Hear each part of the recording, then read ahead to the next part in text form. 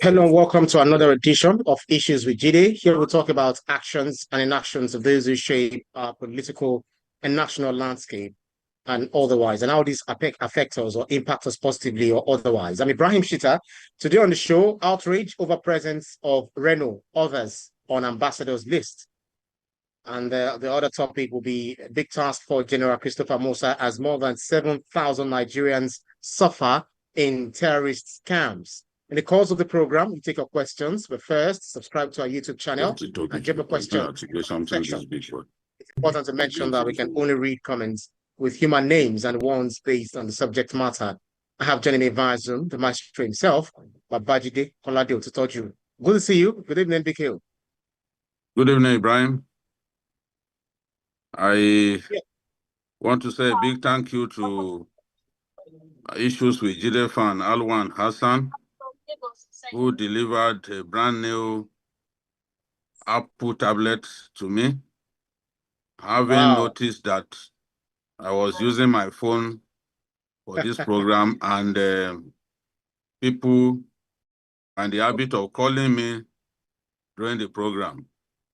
So with this tablet that Alwan Hassan sent all the way from Abuja to Lagos, we can lock away those who choose the time for our program to be harassing me with calls. The pesky calls always coming in. Yeah, so it feels good to do this with you with a brand new tablet. Amazing.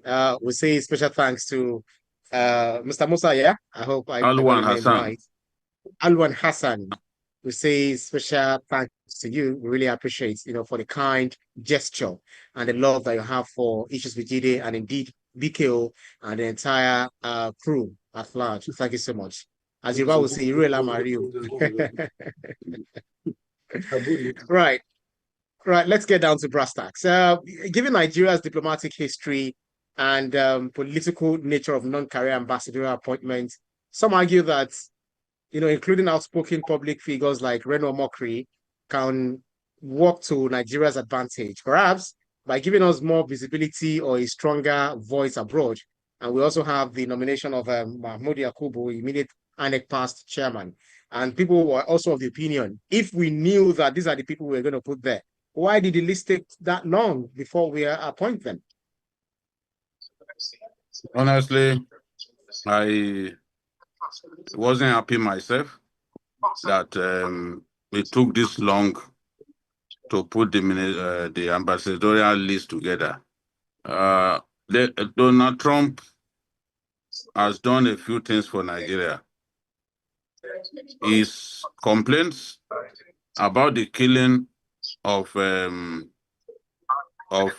Christians, although we disagree that it's only Christians being killed, his complaint has energized our war against terror and energized our war against banditry. At least it has put banditry, abduction of innocent Nigerians, and killing of innocent Nigerians on the front burner. So if you wouldn't praise Donald Trump for anything, at least the fact that this issue of the mindless killing of innocent, hapless Nigerians has been put on the front burner, and he has put our government on his toes. You had the Senate President saying the other day that Donald Trump is on our neck when a senator demanded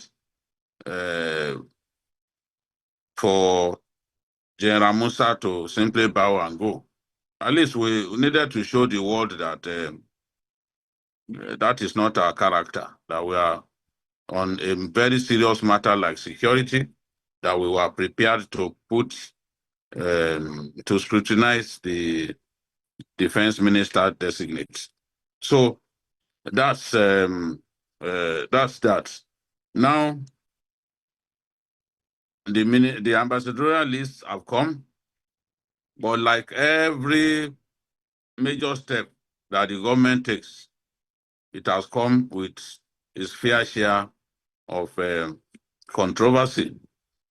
A nominee from Yobe State was found to have passed away, was discovered to be somebody who had passed away since July this year, which means the president's people didn't do a thorough job.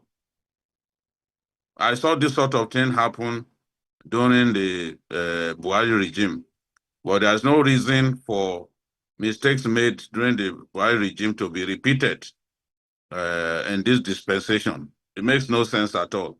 So there was no reason for somebody who had died about 6 months ago to be on the list of ambassadorial nominees.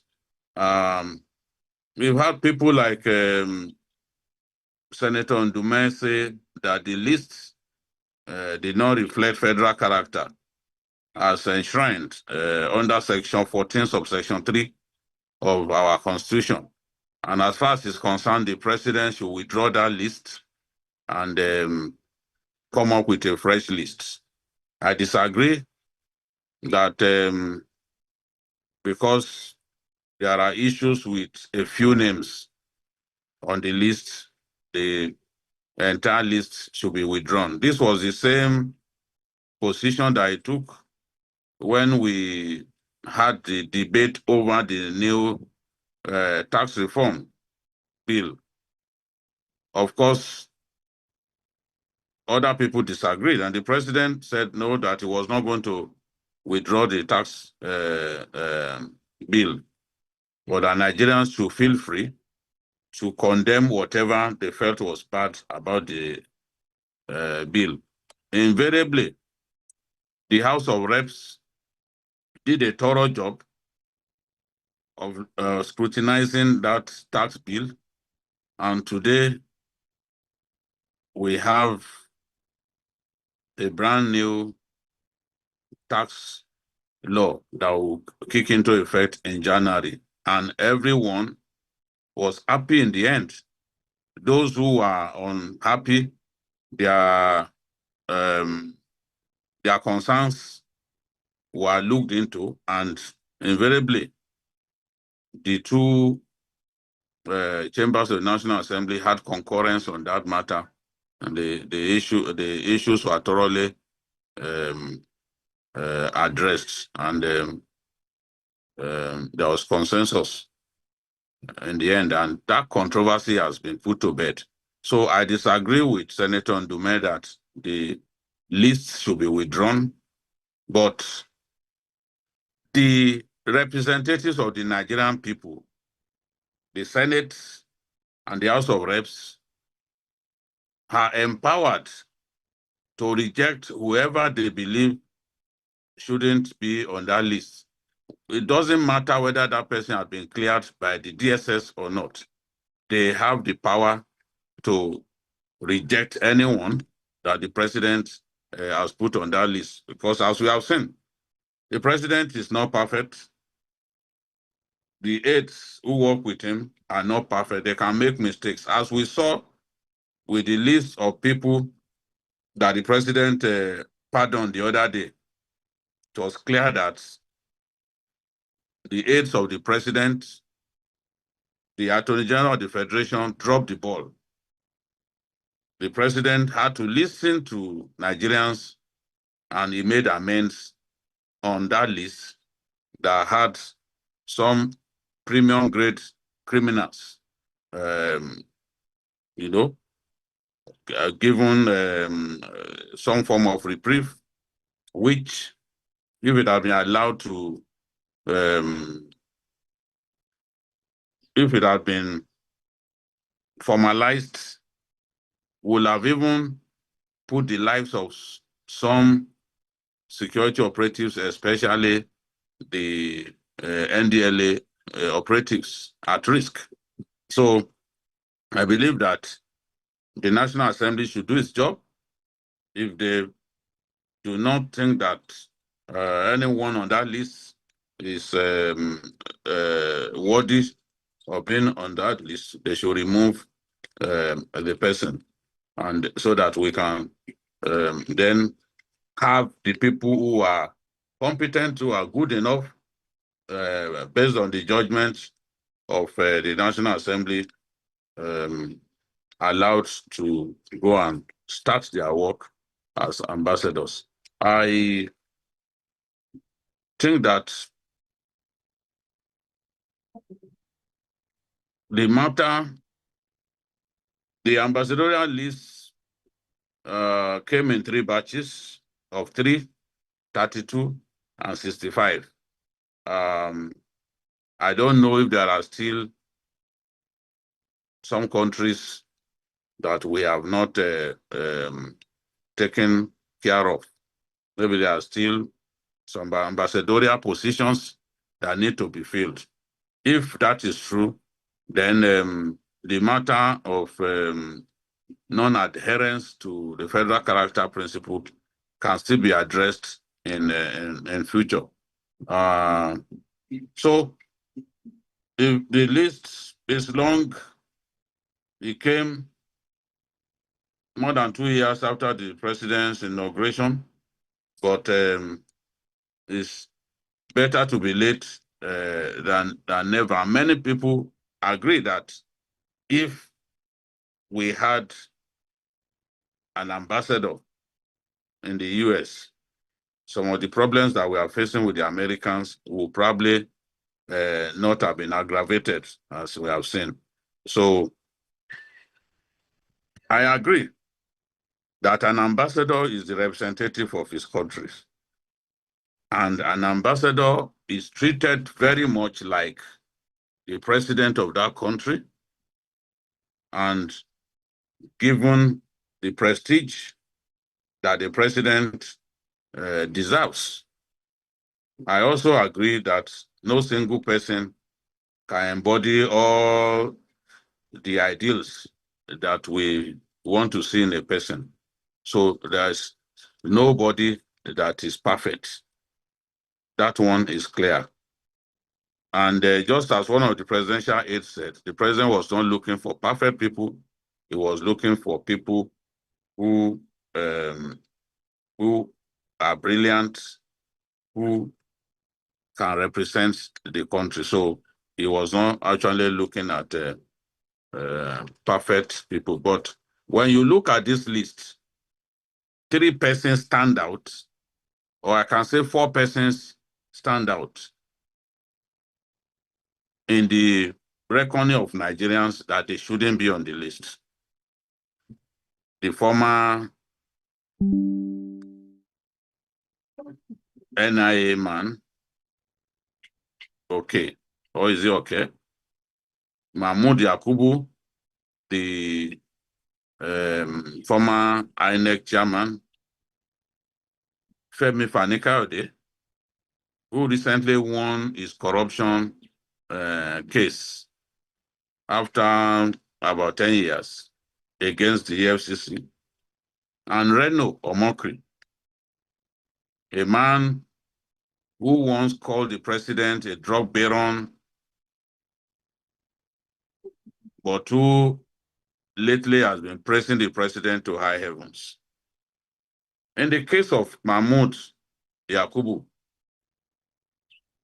no one can say that he is not qualified academically. He recorded a first-class degree in history from the University of Sokoto, now known as Usman Dan Fodio University. Then he got his master's in international relations from Wolfson College, Cambridge. Then his doctorate degree in Nigerian history was secured from the University of Oxford. No one would say that that person is not qualified. But Nigerians felt that when you give Yakubu this kind of appointment, many Nigerians believe that it is reward for helping, in inverted commas, the APC to win the presidential election. I still read people saying that that presidential election is the worst in Nigerian history. Yet, I do not know whether some of the people saying this witnessed the 1983 election or even witnessed the 2003 election, where in Ogun State, for example, the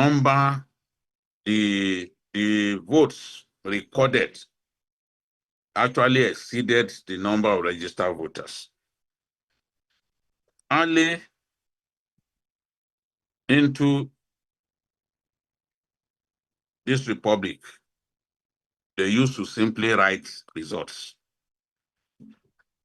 We didn't have card reader, we didn't have beavers. There was no electronic or biometric means of determining who should vote and who should not vote. I think that those who say that the last presidential election, where the APC, the ruling party, lost at least 10 states where it had governors, are not saying the truth.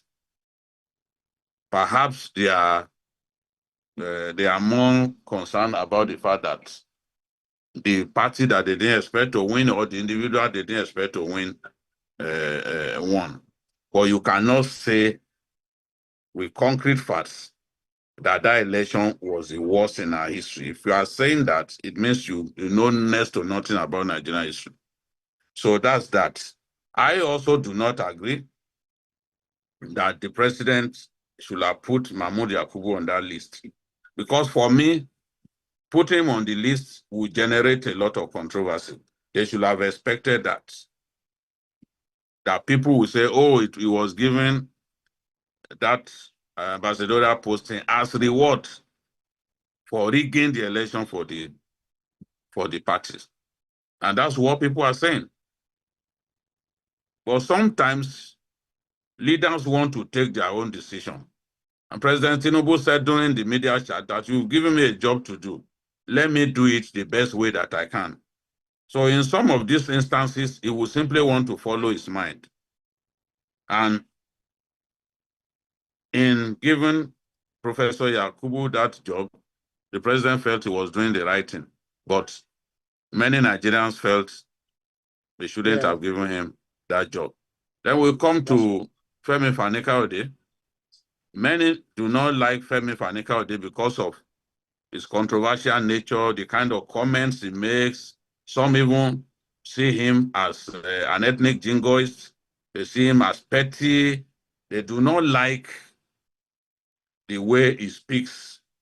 And the way he speaks in public, as far as they are concerned, shows that he does not deserve to be made an ambassador.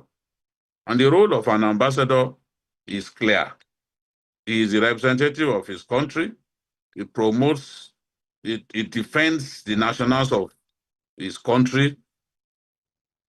He promotes trade and cultural exchange with the host country. He reports on political and economic development in the host country to the president of our country.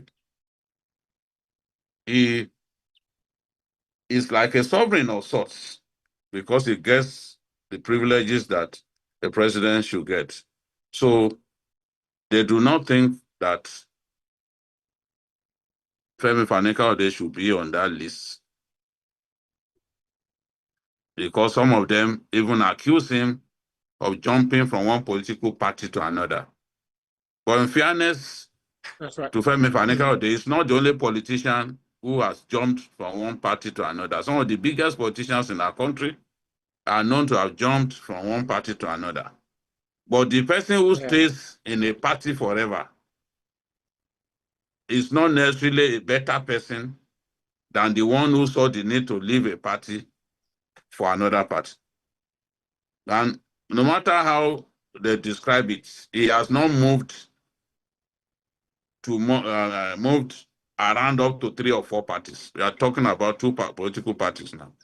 So they see him as someone who is unstable, who should not be made an ambassador. Again, the president reserves the right to keep or drop an ambassador that he believes is not doing the job that he was given.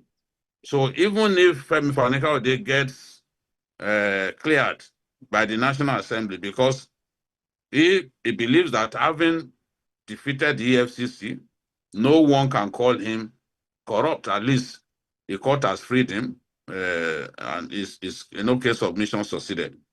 So again, the National Assembly reserves the right to drop him or to keep him. So we'll leave the job to the National Assembly. In the case of Reno Omokri has said some of the worst things about this president. He called him a drug baron, and he even dared the president to take him to court. That was prepared to meet the president in court. Now, what people are saying is that rewarding a man who abused the president without restraint looks like giving him a job so that he can stop abusing the president, so that the president can buy his loyalty. That is what people say. And with Sowore being tried by the DSS for saying something similar, in fact, many people believe that what Reno said about the president was bigger than, in terms of the damage, was bigger than what Sowore said. Because Reno didn't say that just once. And they are saying that if Reno is deemed fit and proper to be an ambassador, then how do you argue Sowore's case in court? How do you argue Sowore's case in court? If you didn't think that Reno had done something significant enough and you are rewarding him with an ambassadorial nomination. Yes, Reno came back and said he discovered that the president actually went to Chicago State University. But he cannot blot out some of the terrible things that he had said about our president. And there are those who argue that, oh, they gave him that thing so that he does not even produce some of the so-called evidence that he claimed that he has. Only the president can explain why he gave Reno this position. I know that even in his own political party, where there is a reluctance to openly criticize the president, many people are angry with the choice of Reno Omokri. And they are saying, look, there are so many brilliant people in our country. There are alternatives to some of the people on that list, especially some governors who didn't do quite well, who didn't perform quite well as governors in their states. They've also been rewarded. People are saying that such people should have been replaced with competent Nigerians who do not have the baggage, who do not have the kind of history about them that we are talking about. So Nigerians are looking forward to the screening of these individuals by the Senate committee that is mandated to do that. Will Reno survive? Will the president simply give some of them something else? Because the argument of some of the people that I spoke with is that, yes, you can reward people with political appointments. You can give jobs to the boys.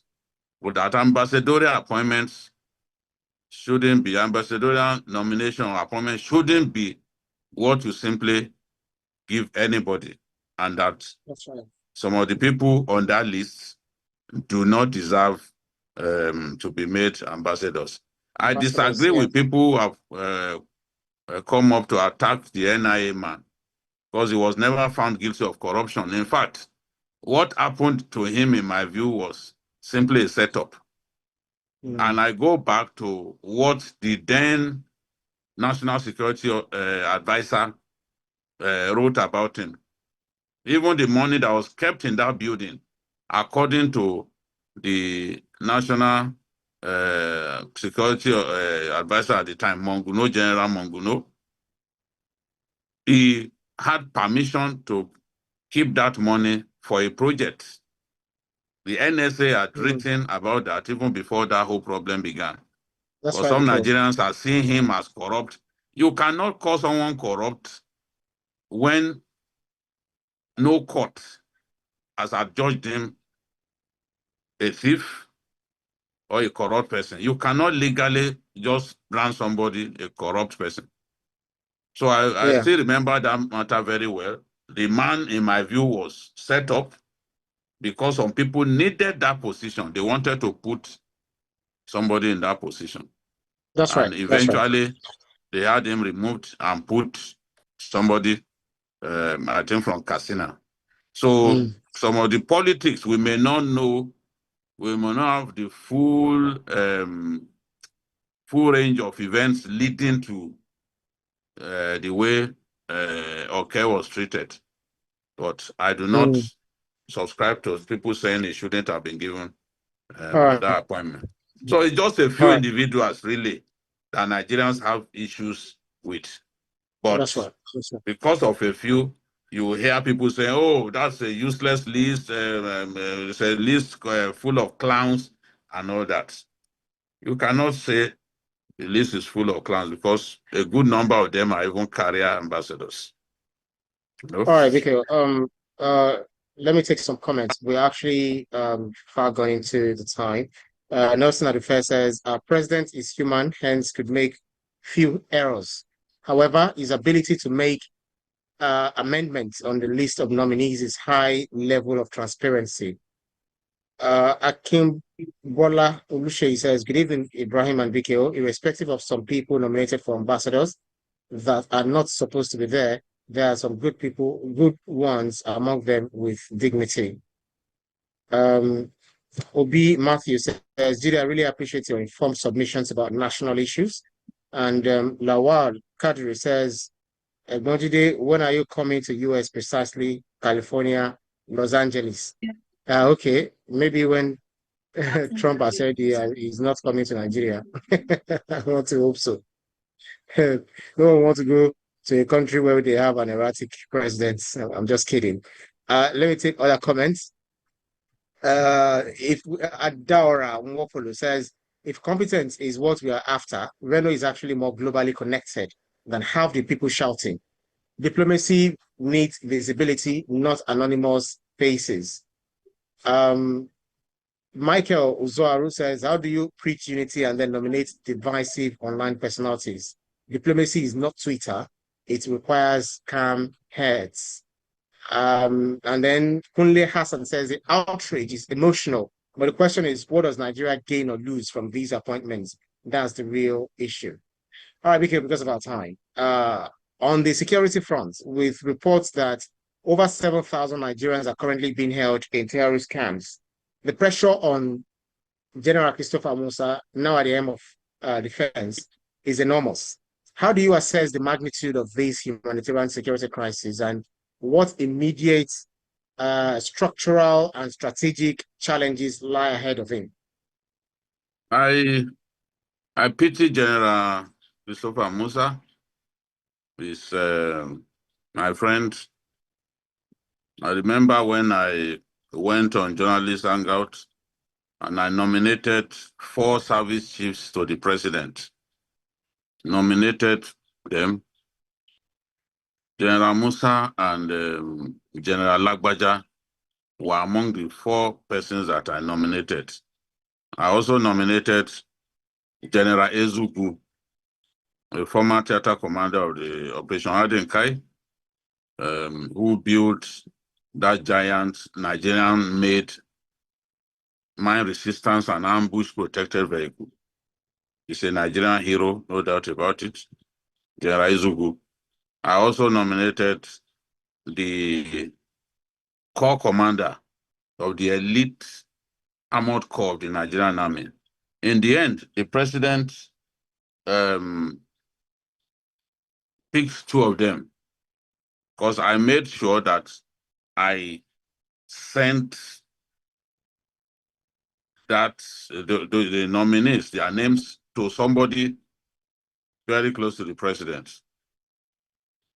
And once that person saw General Lagwaja, he said, no, the president has made up his mind about this because he once knew him. He knew him when he was in Lagos. So I'm happy to say that was one of the people that I publicly nominated on Journalist Hangout, and he has impressed me. And I'm happy that many Nigerians also respect the work that he has done. But he's becoming defense minister at a very critical phase in our nation's history. More than 7,000 people in the den of bandits and terrorists. Most of them children, women, traditional rulers. They are still there. And some of them are there despite the fact that they paid hefty ransom. While they are still being kept, only the bandits can explain. We have IDP camps across our country due to insecurity. People can't return to their ancestral homes. You go to Benue, 4 local governments in Benue are being harassed, being terrorized by bandits, by terrorists. General Musa and his team must do something about it. The people in the IDP camps, they are not happy that they are being fed rations that are barely enough. Some have been in IDP camp for up to 4 years. If you recall the documentaries that I did in Benue State, some have been in IDP camp for up to since 2018. That's more than 5 years, 6 years in IDP camp. Nobody wants to go through that kind of life. Some children were born there, began to go to school, those IDP camps. General Musa has said that Nigerians, the shedding of innocent blood must stop. It's good to hear him speak about such things, but he has to come up with the right strategy. The president has said that we need to recruit into the army, into the armed forces generally, and the police. That has to be done quickly. Because even when we take over areas that bandits used to control, we have to put boots on ground. We have to secure those areas. Look at a state like Sokoto. More than 10 local governments, bandits are very active. There are no less than 500 people being held captive by bandits in Sokoto State alone.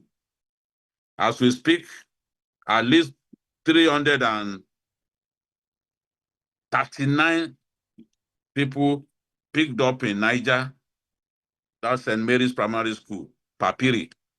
They are still in captivity.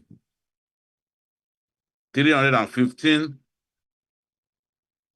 of them, 239 of them are nursery primary school kids. You can imagine how young they will be. 50 escaped out of the 315 actually, but we still have no less than 269 of them in captivity. 14 of them are secondary school students, while 14 are teaching staff of the school. The longer those people stay in detention, the greater detention and pressure that General Musa will face, because this is such a large number. And because they are kids They are young people. Nigerians don't want them to stay for too long where they are. As I've said earlier, more than 500 people are in captivity in Sokoto alone. Local governments like Tureta, Goronyo, Wuruno, Raba, by the way, is the local government of the former premier of Northern Nigeria, Sir Ahmadu Bello. Dengeshuni, Tangaza, Gudu, and Binji are amongst the local governments in Sokoto State where bandits are running riots, they are running rampant. In Zamfara State, which is the headquarters of banditry in our country, there are up to 6,000 people, in the hands of bandits. Bandits are believed to have more than 100 terror camps in Zamfara State alone. Sometimes when people are kidnapped in Niger, they take them to Zamfara. When they are kidnapped in Kaduna, they end up in Zamfara. When they are kidnapped in Katsina, they end up in Zamfara. Those students of government science secondary school, Kankara, that were kidnapped some years back, they ended up in Zamfara.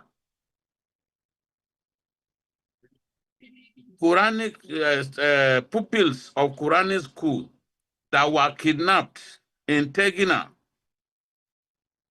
in Niger State, they ended up in Zamfara. So the point that I'm making is, we already know where we are facing so much problems from these bandits. Kwara, lately.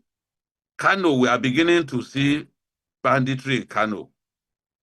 For more than 8 years, we didn't really see pressure from banditry, by way of banditry from Kano. Kano was safe. But lately, in communities bordering Katsina State, we are seeing bandits making incursions into Kano. And this has to stop. So one of the things that the general has to do is to make sure that we make these recruitments.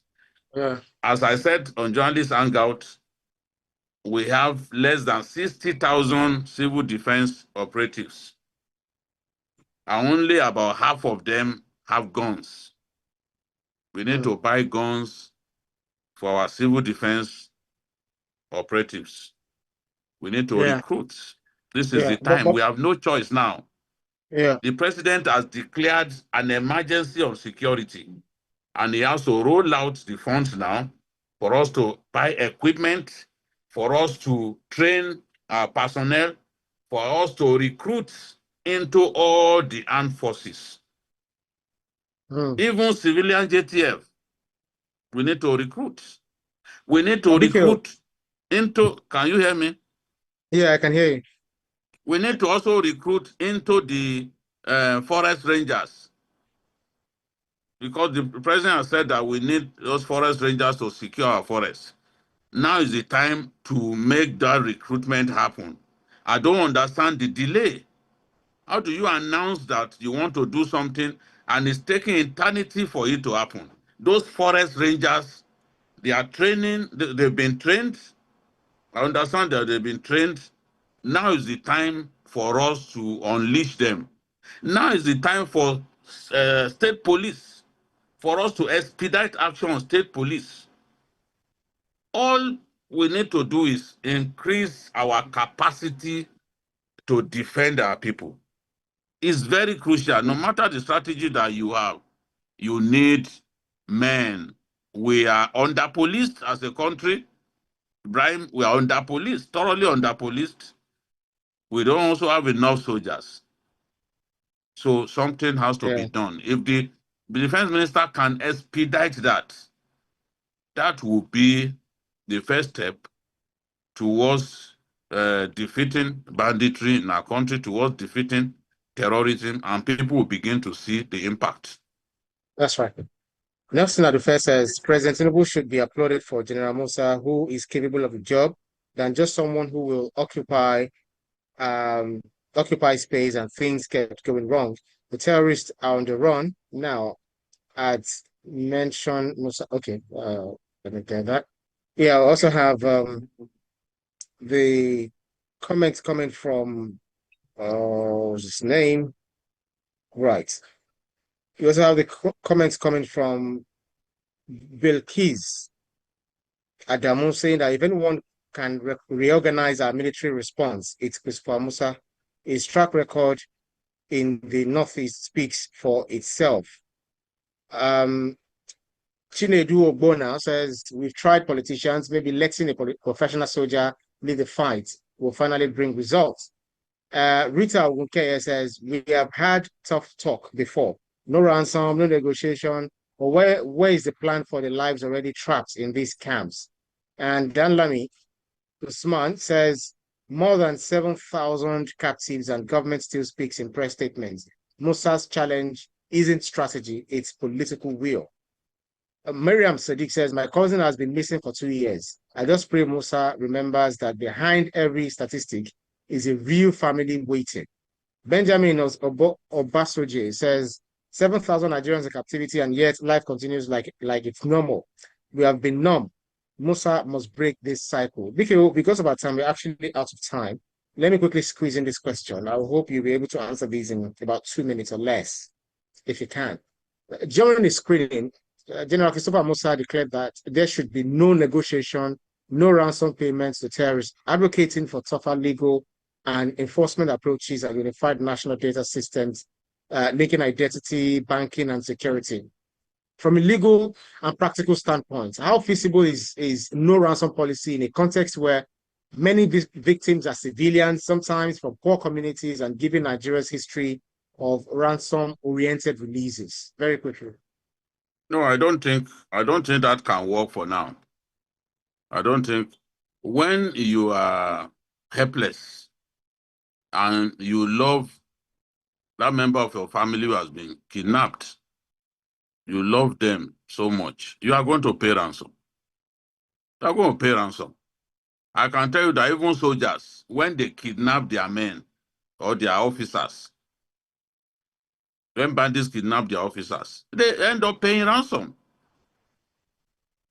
When they kidnapped the former DG of NYC, a major general, yes, I think a brigadier general, Siga. If we investigate, you discover the ransom was paid. If they pick a general today and they cannot locate the whereabouts, they will talk to those bandits. They will find a way to reach the bandits. I do not like it, but it's an unfortunate situation that we can't avoid. In fact, most times the bandits will tell you, don't bring in the police. If you talk to the police, we'll kill the captive. So and the people don't want their relations killed. So they will do everything that the captor says. It's not that Nigerians are happy to pay ransom. Some who sold their houses when those university students in Kaduna were kidnapped. Some parents sold their houses. They sold their houses. All that they had, they sold. So they are not happy to do that. These boys will sometimes show videos of them flogging the captives as a way of pushing you to take a decision quickly to pay ransom. So our generals can say all kinds of things, but when push comes to shove, people will pay ransom. The solution is to defeat these guys. We know where they are. Let's go after them. Let's take out the threat that they represent. If we can defeat them, if we can crush them, then there will be no need for people to even get kidnapped and to pay ransom in the first place. But if they continue to run riots and you are desperate to have the people that they've kidnapped back, you will do extreme things. You will take extreme measures, including paying ransom. So this is the thing. And that's why it's such a big industry in our country. Because we've not found a way to stop it. As long as these guys remain with us and they are able to kidnap people at every turn, ransom will be paid. Right. Well, And that's about it. let me just chip in, because I know we are running late. In most cases, in fact, I can say in nearly all cases, they don't even use the banks. So talking about tracing terror funds and all that, I don't know. They don't even use the banks. They collect cash. In most cases, they say, in some cases, they go and bring dollars. The train passengers in Abuja, they were made to pay in dollars. They were made to pay in dollars, and some paid as much as 100 million on per person. So this is the thing, the matter of ransom. So I know that it's been criminalized, but look, what is the point in coming up with a law that you cannot even enforce? What is the point? Well, clearly, we are not out of the woods yet. Evangelist Julius Omoribe says, I love your submission, BKO. BioBay says it's in a very long time, at least 80% of Nigerians agreed with the appointment of Musa. Well, that's our show for today's edition of Issues with Jide. Special thanks to you, Baba Jide Kolade Otoju, for those insightful analyses as always. Thank you, Ibrahim. So a big thank you to our viewers. Thank you for supporting us. Thank you for standing by us. Nigeria will be great in our time, and we shall defeat banditry by God's grace. That's right. And I say thank you again to our fan who gifted us, yes, Alwan Hassan. Yeah. God bless you, Alwan Hassan. Thank you so much. All right. And thanks to you to our audience for keeping our company on every edition. You can see the program anytime by subscribing to our YouTube channel, TVC News Nigeria. Click on the subscribe button to get the latest information. You can also follow us on our social media platforms at TVC News NG. I'm also at Ibrahim_Shooter. On behalf of the rest of the team, I'm Ibrahim Shooter. See you again next edition. Bye for now. Thank you.